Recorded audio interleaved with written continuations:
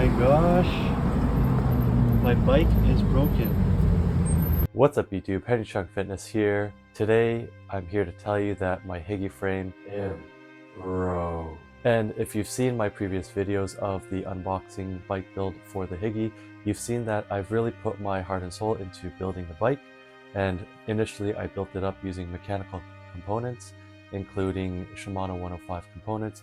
However, as you've seen, I had to update it to Wheeltop EDS TX, the wireless group set, mostly because I wanted to try it out, and also because the cables were much too difficult to replace and I just didn't want to deal with it. So without further ado, I cracked the seat stay while I was commuting home.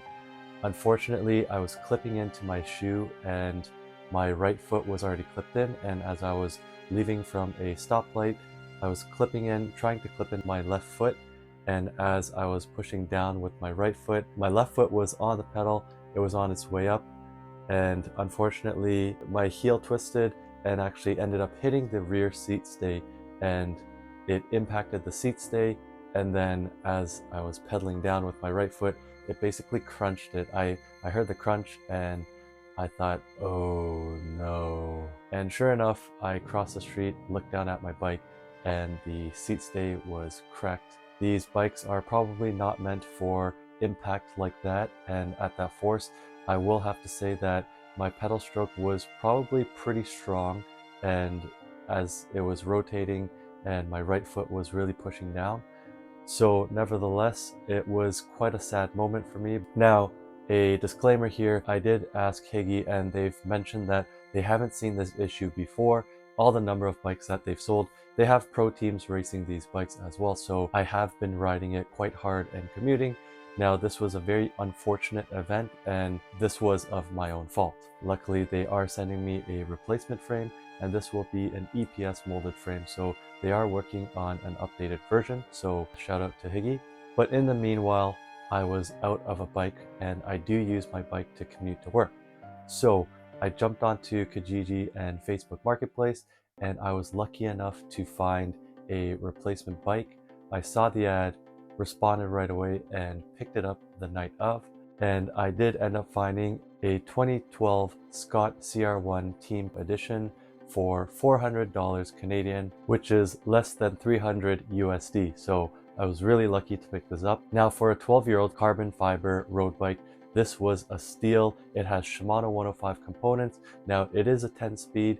However, I don't really find that big of a difference between 10-speed and 11-speed. And running rim brakes, I do feel quite safe on it. We're running aluminum wheels, which are the Aksium race wheels. They're not bad. I definitely feel the road more compared to carbon wheels. So it does feel a bit more stiff and harsh compared to running carbon fiber wheels, which I believe have a bit more give. But overall, I'm running 26mm tires on them, and the cockpit is about, I want to say it's about 42 centimeters. However, on my Hygge, it's about 38 centimeters, so quite a big difference. So I angled the hoods quite inwards.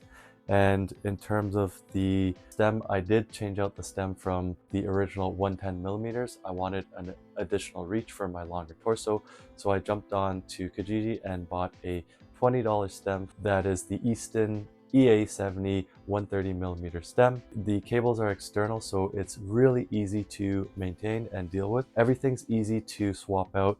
In terms of the seat post, we've got a rounded seat post that's easily swappable.